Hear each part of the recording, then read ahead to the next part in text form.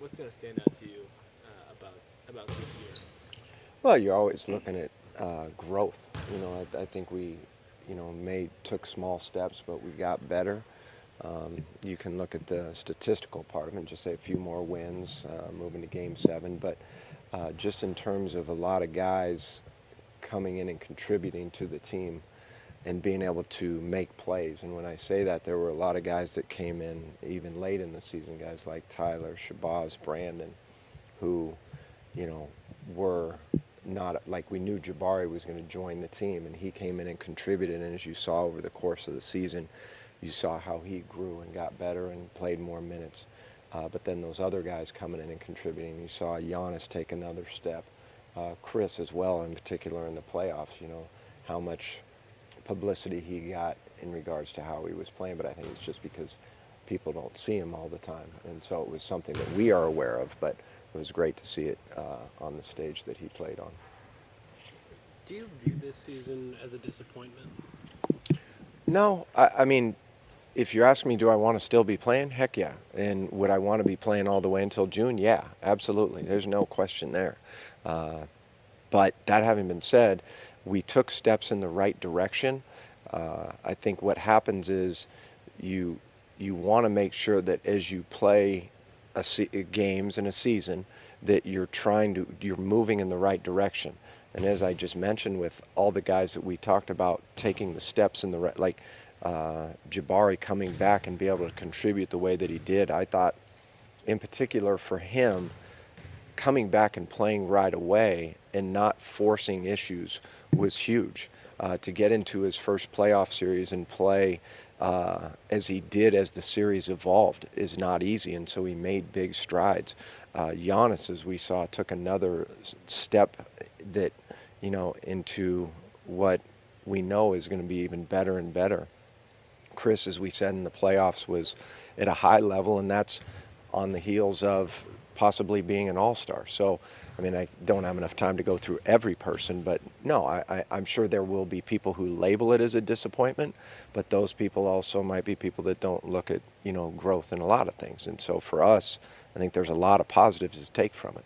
How do you feel like your team responded this year with all the adversity, a coaching change, injuries, just a lot of stuff that come at them this year that they had to handle? And how do you feel like they were able to do that? Extremely well, extremely well. And again, it gets back to, do we still want to be playing? Yes. So if we're talking about being disappointed in something, that's what we would say we were disappointed in, is that we're not still playing, because we want to be playing. And right now preparing for Philadelphia. But the ability to handle adversity, go through difficult situations. We had difficult situations just in one game. And when I say that, I could always reference the game against Philly where we're down 20 twice, but we continue to battle from game to game, within games, and I think this team showed a lot of resiliency. That's why when you look at Game 6, I thought we showed what we are about now. You would last night we go up 15-10. Then they come back, they close the quarter, which we talked about being a big point. We felt, okay, we're in a tough spot, but we've been here before, and we get it to a 3-point game in the third quarter. So the team continues to battle. We faced adversity, and in the face of adversity, continue to fight every night. Joe, Jet was in here earlier and said your nickname was Cool Joe. We asked him how you handled the situation when you came in as head coach. How do you think you handled it the last 3 months?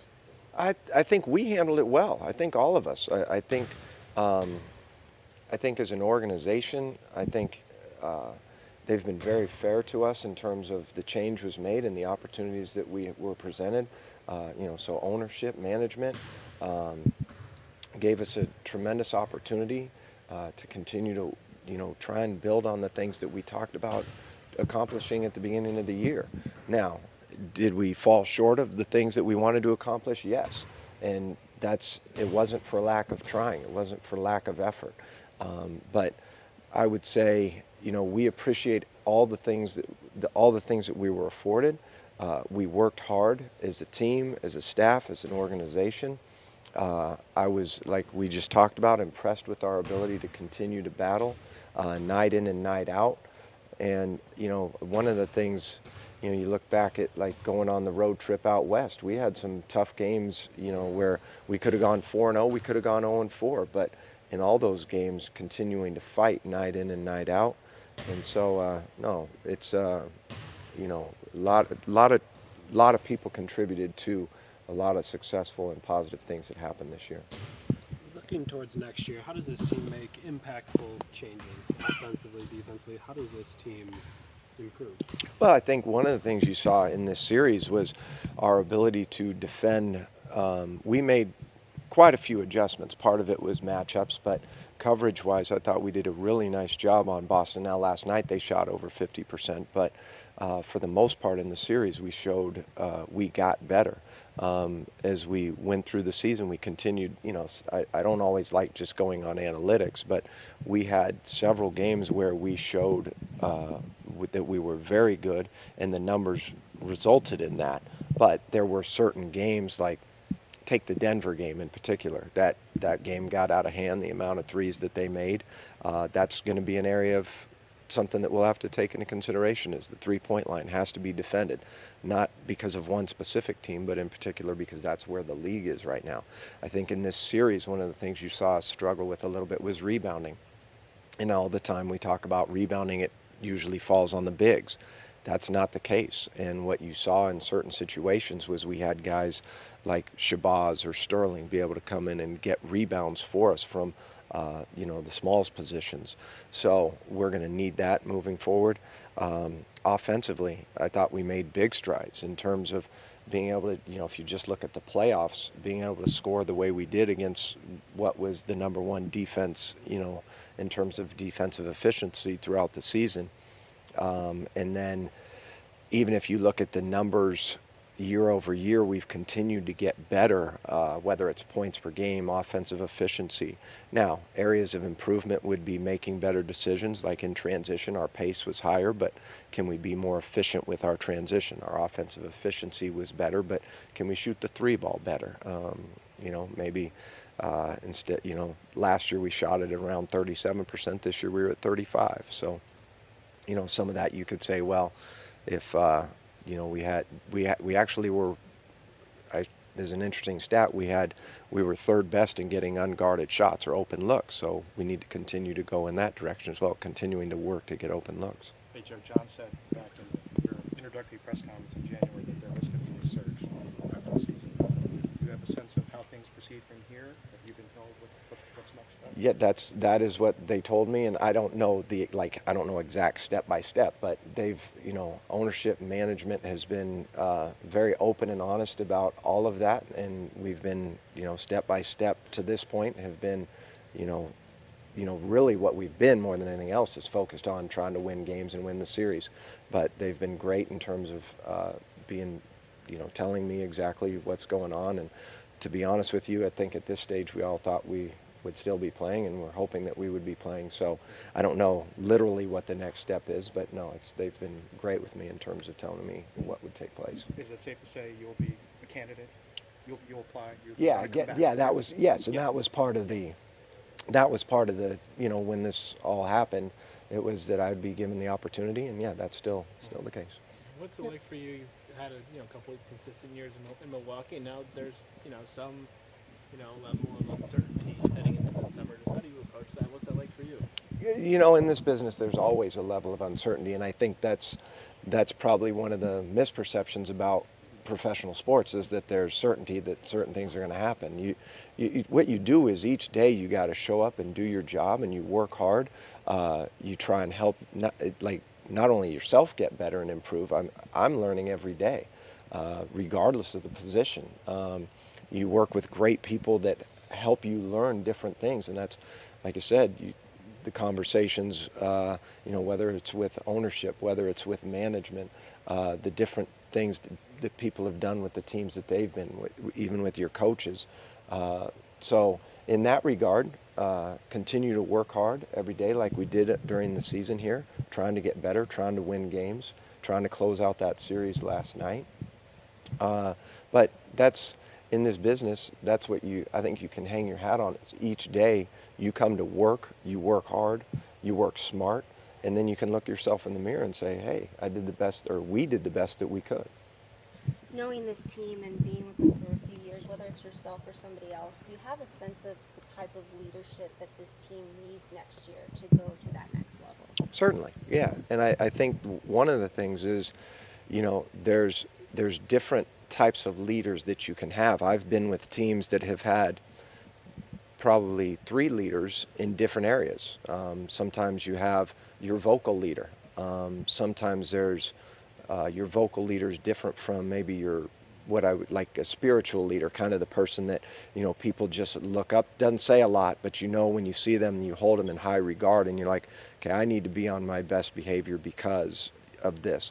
Then you have your best players and they can be your leaders as well. So I've been on teams that have had multiple people that are able to step up and, be a leader in a different way. And I don't think that can be the case anywhere. You can have multiple leaders, people that are, like I said, vocal, best players, kind of like I said, a spiritual leader kind of. But I think it's something that for us, that's an area to grow as well. For you, how do you feel you improved as a coach as the year went on? Because obviously this is your first head coaching job in the NBA. You've done it elsewhere, but what did you learn about being an NBA coach and yourself?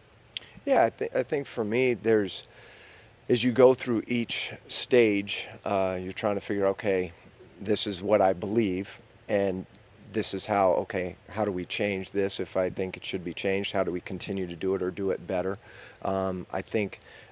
I know I had a lot of growth in a lot of areas. I see areas where we and I can improve, but that having been said, the one thing that I've always stressed is this isn't about me in particular. Now the interview process will be in terms of, trying to get the job on a full-time basis. But, I'll even say this much. You go to games 3, 4, and 6, you definitely know this isn't just about me or this team. It's about this city, the community. The whole state at this point is behind this team and excited about what we're doing. And so I get it. For me, I've seen those areas where I can get better, which is important, like we talked about, like getting better every day. But then the other side of, you know what? Implementing this was the right thing. And I don't want to get into all of each little thing that we did or big thing, but this was right. It was the right way to go. But the best part about all of it is always being a part of something that's bigger than yourself. And like I said, in those games with our fans, the way they supported us and stood behind us, that's, you're a part of something that's bigger than yourself. And that's a great thing. What's the potential for this team if you have a full year of Jabari back? Yeah, this team's got every opportunity to go. We're going to aspire for trying to win it all. I would think that's the goal. And if you fall short of it, it doesn't mean that it's a complete disappointment, but that's what you're trying to do. And you got to work hard. And that's what makes it hurt when you don't. That's what makes this hurt, is you pour everything into it.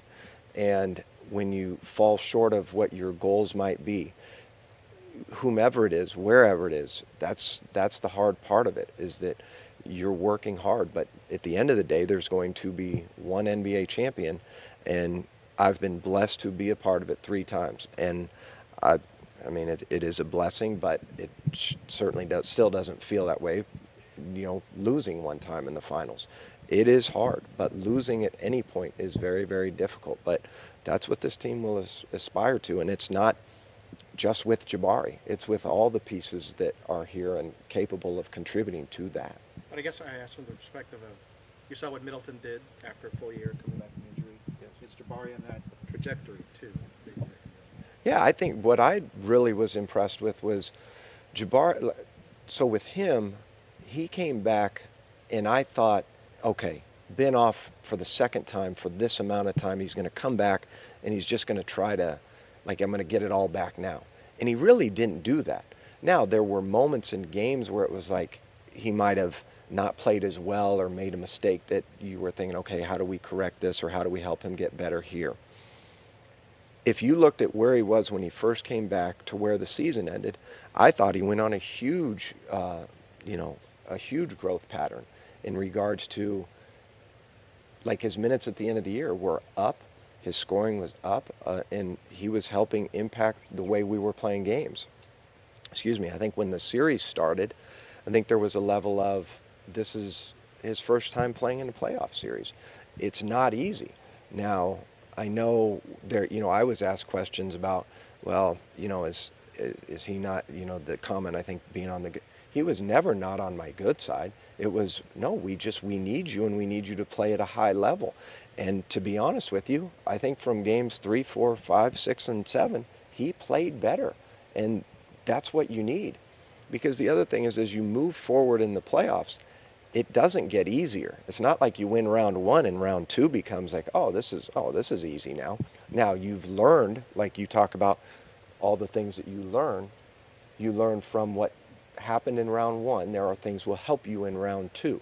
Same thing in going into the conference finals and then the finals. But that's where, for him in particular, he made, I think, a tremendous amount of growth, not only just coming back from the injury, but as a player overall. When we talked with Giannis, he had mentioned that he wants to get to a spot where he can take over games like LeBron, that he can assert his will and lead his team to victories. How do you think he gets to that level? How do you think he can do it more consistently? Because certainly I think there's probably moments where he can do it, but to do it more consistently, how does he improve this summer? Well, I think he continues to stay aggressive with the things that he does and realize that he kind of did it in Game 6 a little bit already, right? And that's just an example. He's done it a lot. And that experience of continuing to do it, now it doesn't have to be every night. Sometimes it is the growth of with your teammates, being able to, you're dominating a game because you're putting them in the right spots. You're, talking about leadership. That's can be part of it as well. But I think with him, he's continuing to, that's the part that I think is scary. He is as good as he is. He works as hard as he does, and he's continuing to get better every day. And so these experiences, each one is helping him. So Game 7, that's a big learning curve for anybody, and in particular for him, just to go through that experience.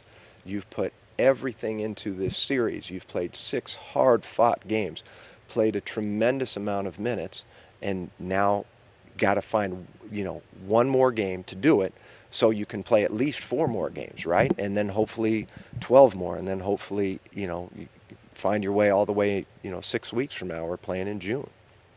One thing we'd asked about was the jump shot with him. How big of a deal do you think that is for him to add? That he obviously brushed it off and said, I still scored 30 points a game without one. So how big do you think that can be for him?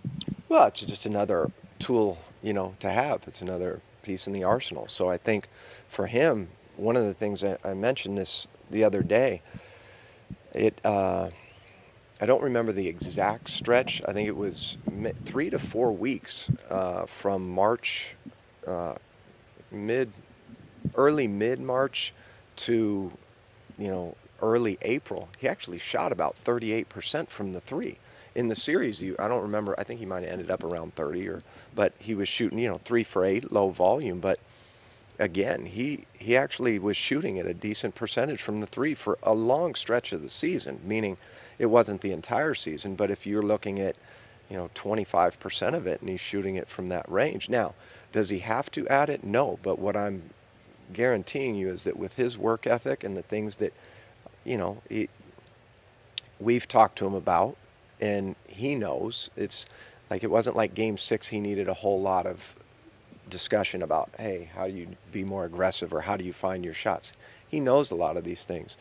But what I will say is, as he continues to add to his game, whether it's the shot or something else, it's going to get really, really difficult for people to guard him. When you guys added Bledsoe this year, do you feel like it had the transformative impact that you thought adding a player of that caliber might have? Sure. Yeah, I remember our first game in San Antonio, which everybody knows isn't a real easy place to go in and win games, right? He had a major impact right away. Just the ability for him to do the things that he can do, push the ball. I think one of the things for him that's tremendous is his ability defensively to impact our opponents in regards to making it hard for them to get into their offense, making it hard for teams to run their sets. he I would say overall had a major impact on the things that we did.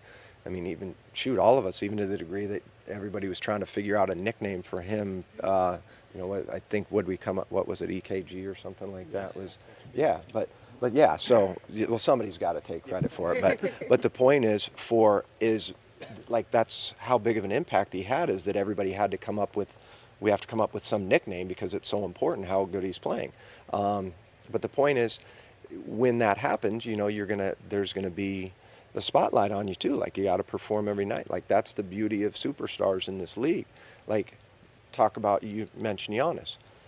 Do you think Boston was game planning to stop Giannis?